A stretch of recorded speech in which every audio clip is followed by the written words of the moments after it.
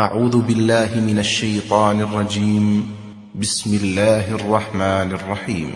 تبارك الذي بيده الملك وهو على كل شيء قدير، الذي خلق الموت والحياة ليبلوكم أيكم أحسن عملا وهو العزيز الغفور، الذي خلق 7 سماوات طباقا ما ترى في خلق الرحمن من تفاوت فارجع البصر هل ترى من فطور ثم ارجع البصر كرتين ينقلب إليك البصر خاسئا وهو حسير، ولقد زينا السماء الدنيا بمصابيح وجعلناها رجوما للشياطين وأعتدنا لهم عذاب السعير،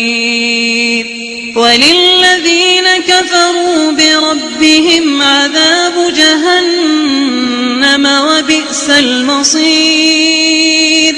إذا ألقوا فيها سمعوا لها شهيقا وهي تفور تكاد تميز من الغيظ كلما ألقي فيها فوج سألهم خزنتها ألم يأتكم نذير، قالوا بلى قد جاءنا نذير فكذبنا وقلنا ما نزل الله من شيء إن أنتم إلا في ضلال كبير، وقالوا لو كنا نسمع أو نعقل ما كنا في أصحاب السعير، فاعترفوا بذنبهم فسحقا لأصحاب السعير، إن الذين يخشون ربهم بالغيب لهم مغفرة وأجر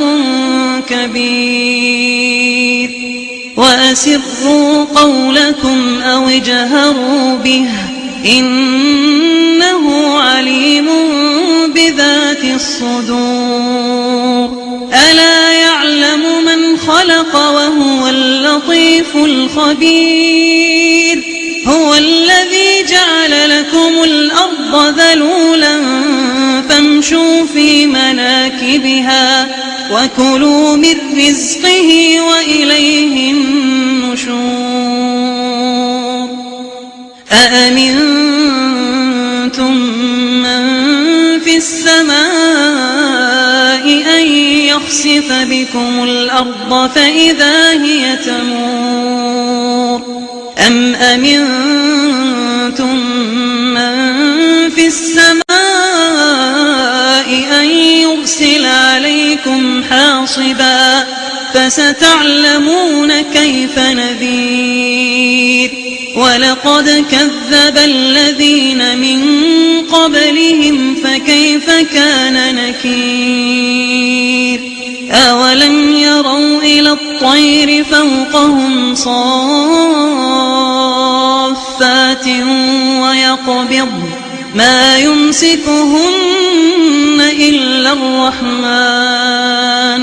إنه بكل شيء بصير، أمن هذا الذي هو جند لكم ينصركم من دون الرحمن إن الكافرون إلا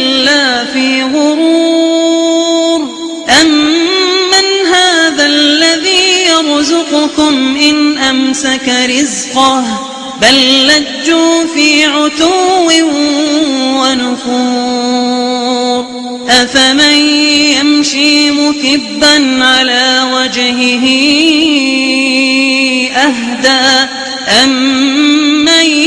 يمشي سويا على صراط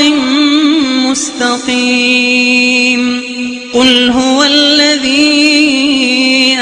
أنشأكم وجعل لكم السمع والأبصار والأفئدة قليلا ما تشكرون قل هو الذي ذرأكم في الأرض وإليه تحشرون ويقولون متى هذا الوعد إن كنتم صادقين قل إنما العلم عند الله قل إنما العلم عند الله وإنما أنا نذير مبين فلما رأوه زلفة سيئت وجوه الذين كفروا وقيل هذا الذي كنتم به تدعون قل أرأيتم إن أهلكني الله ومن معي أو رحمنا فمن يجير الكافرين من عذاب أليم قل هو الرحمن آمنا به وعليه توكلنا فستعلمون من هو في ضلال مبين قل أرأيتم إن أصبح ماؤكم غورا فمن